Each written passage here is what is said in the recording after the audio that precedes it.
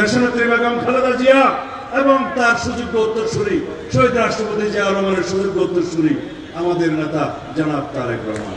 আমি বলি হাসিনার দেশ এটা কখনো ছিলই না। তারা এখানে কখনো রাজনীতি করেনি। এদেশের মানুষের এবং গণতন্ত্রের পক্ষে মুজিব এবং হাসিনা কখনো ভূমিকা রাখেনি। মুজিব ভূমিকা রেখেছিল এদেশে একদলীয় স্বৈরতন্ত্র বাকশাল প্রতিষ্ঠার জন্য, একদলীয় রাষ্ট্র ব্যবস্থা প্রতিষ্ঠার জন্য, এবং নিজেকে একনায়ক হিসেবে ঘোষণা করায় তার স্বপ্ন ছিল, তা বাস্তবায়ন করতে চেয়েছে। হাসিনা সেই বাকশালেরই উত্তরসূরি। সে হাসিনা এখানে বাস্তবায়ন করতে চেয়েছে।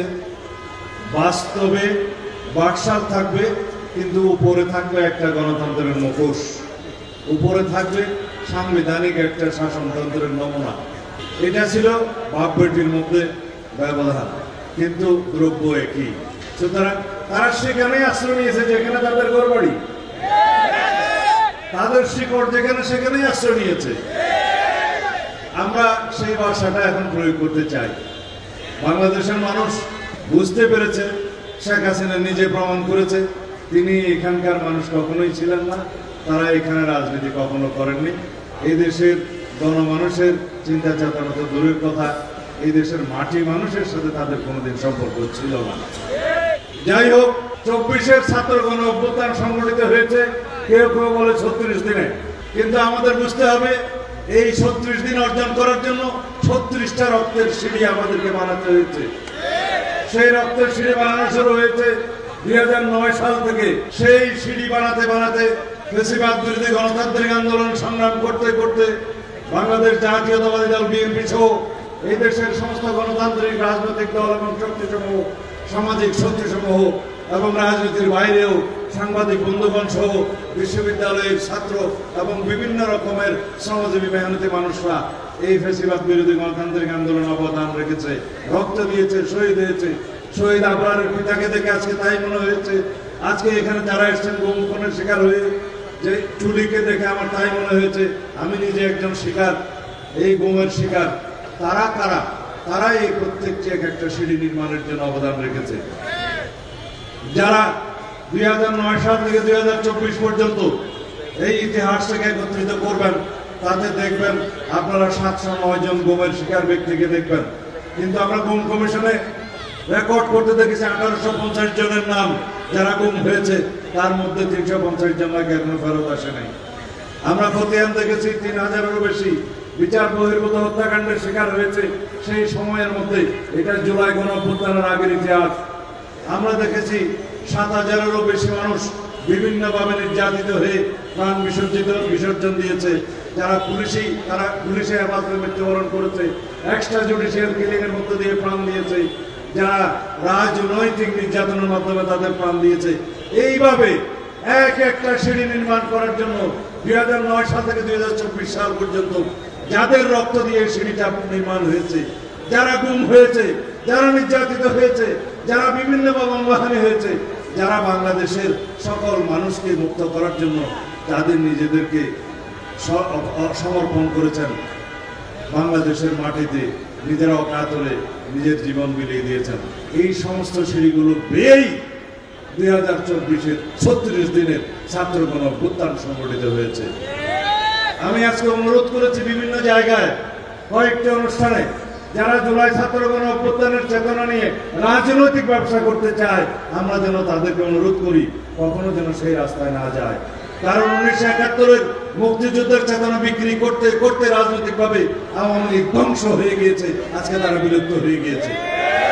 এই যে জুলাই ছাত্র গণঅভ্যুত্থানের চেতনা, এই যে মহিমা, সেটা সারা বাংলাদেশের যারা গণতন্ত্রের জন্য সংগ্রাম করেছে, ফ্যাসিবাদ বিরোধী সংগ্রামে আত্মদান করেছে, সকল মানুষেরই চেতনা, সকল মানুষেরই এই অর্জন। সুতরাং কোন একটি রাজনৈতিক দল যারা আজকে নতুন সৃষ্টি হয়েছে, তারা যদি এককভাবে জুলাই ছাত্র গণঅভ্যুত্থানের চেতনার ধারক বাহক এবং মালিকানা দাবি করে, সেটা বাংলাদেশের জন্য শুভ পরিণতি নিয়ে আসবে না। আমরা যেন এই বাংলাদেশ প্রত্যাশা করি, যে বাংলাদেশ প্রত্যাশা করেছিল নির্মুগ্ধ। আমরা যেন সেই বাংলাদেশের এই জনমানুষের প্রত্যাশা বাস্তবায়ন করি, যে প্রত্যাশা ছিল ছাত্র গণ অভ্যুত্থানের সকল শহীদের আকাঙ্ক্ষা এবং প্রত্যাশা। সেই প্রত্যাশা কি? একটি বৈষম্যহীন বাংলাদেশ বিনির্মাণ হবে। সেই প্রত্যাশা হচ্ছে সত্যিকারের একটি শক্তিশালী গণতান্ত্রিক রাষ্ট্র বিনির্মাণ হবে। সেই বাংলাদেশে আইনের শাসন প্রতিষ্ঠা হবে। সেই বাংলাদেশের সকল ক্ষেত্রে ন্যায় বিচার প্রতিষ্ঠা হবে। আজকে সেই রকম একটি অনুষ্ঠানে এখানে এসেছি। আমি জিজ্ঞেস করলাম কিসের শুকরানা আদায় করছো? তারা বলছে শেখ হাসিনার ফাঁসির রায় হয়েছে, মৃত্যুদণ্ড হয়েছে, আমৃত্যু কারাদণ্ড হয়েছে সেজন্য। কিন্তু একজন এখানে বক্তৃতা দিয়েছে কয়েক হাজার বার ফাঁসিতে ঝুলালেও শেখ হাসিনার বিচার করা। যদি কয়েক হাজার বার শেখ হাসিনার ফাঁসি হয় রায়ে, তাও তার বিচার শেষ হবে না। আমি মামলা করেছি আন্তর্জাতিক অপরাধ ট্রাইব্যুনাল আদালতে, টুলি মামলা করেছে সেই আদালতে, আরো যারা গুমের শিকার হয়েছে তারা মামলা করেছে, অসংখ্য যারা প্রাণ হারিয়েছে জুলাই ছাত্র গণ অভ্যুত্থানে তারা মামলা করেছে। প্রত্যেকটা মামলার রায় যদি প্রমাণিত হয় সেই রায় হবে ফাঁসির রায়। কতবার ফাঁসি হবে শেখ হাসিনার, শেষ হবে না। মুজিব এবং হাসিনার ইতিহাস বাংলাদেশে গণতন্ত্র হত্যার ইতিহাস, হত্যাযজ্ঞের রাজনীতির নামে অপরাজনীতি প্রণয়নের ইতিহাস, সাংবিধানিকভাবে এই দেশে গণতন্ত্র হত্যার ইতিহাস। তাদের ক্ষমা নাই। বাংলাদেশের এই দেশ থেকে যতদিন পর্যন্ত আপনারা আওয়ামী বাকশালীর সমস্ত অপরাজনীতির মূলোৎপাটন করতে না পারবেন, ততদিন পর্যন্ত এই স্বৈরাচারী শাসন ব্যবস্থা প্রত্যাবর্তনের একটা সম্ভাবনা থেকে যাবে। কিভাবে সেই মূলোৎপাটন করবেন? শুধু নির্বাচন করে? এখানে তো এসে মনে হয়েছিল কাকে মনোনয়ন দেবে সেটা যেন নির্ধারণ করা হয়। নির্বাচন হচ্ছে গণতান্ত্রিক প্রক্রিয়ার একটি ধারণা। গণতন্ত্র হচ্ছে সকল মানুষকে নিয়ে নির্বাচনের মধ্য দিয়ে জনপ্রতিনিধিদের নিয়ে রাষ্ট্র পরিচালনার একটি ধারণা।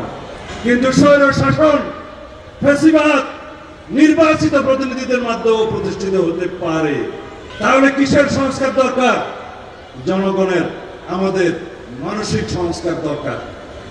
আমরা যেন সেই রাষ্ট্র বিনির্মাণ করতে পারি যে রাষ্ট্রের সবাই গণতান্ত্রিকভাবে চিন্তা করবে, যে রাষ্ট্রের সবাই ন্যায় বিচার প্রতিষ্ঠার জন্য সমাজের সর্বক্ষেত্রে আইনের শাসন প্রতিষ্ঠার জন্য চিন্তা করে, যে রাষ্ট্রের সবাই জাতীয় সংসদে গিয়ে যেন বাংলাদেশের, সমগ্র দেশের সমস্ত কিছুর সমাধানের আলোচনার কেন্দ্রবিন্দু হিসেবে কাজ করতে পারে সেই চিন্তা করে। নির্বাচিত জনপ্রতিনিধিরা যেন সার্বভৌম জনগণের সত্যিকারের সার্বভৌমত্ব সেখানে প্রতিষ্ঠা করে, সেইভাবে আমরা একটা রাষ্ট্র যেন প্রতিষ্ঠা করি। আমাদের শহীদদের আকাঙ্ক্ষা, মুক্তিযুদ্ধের শহীদদের আকাঙ্ক্ষা, জুলাই গণ অভ্যুত্থানের শহীদদের প্রত্যাশা এবং জন আকাঙ্ক্ষা, সারা বাংলাদেশের মানুষের যে প্রত্যাশা এবং আকাঙ্ক্ষা এখন আসমান সমান হয়ে গেছে, সেই প্রত্যাশাকে আমরা ধারণ করে আগামী দিনে ইনশাআল্লাহ একটি শক্তিশালী গণতান্ত্রিক রাষ্ট্র বিনির্মাণ করব। আমাদের সামনে নেতৃত্ব দিবেন দেশনেত্রী বেগম খালেদা জিয়া এবং তার সুযোগ্য উত্তরসূরি শহীদ রাষ্ট্রপতি জিয়া রহমানের সুযোগ্য উত্তরসূরি আমাদের নেতা জনাব তারেক রহমান।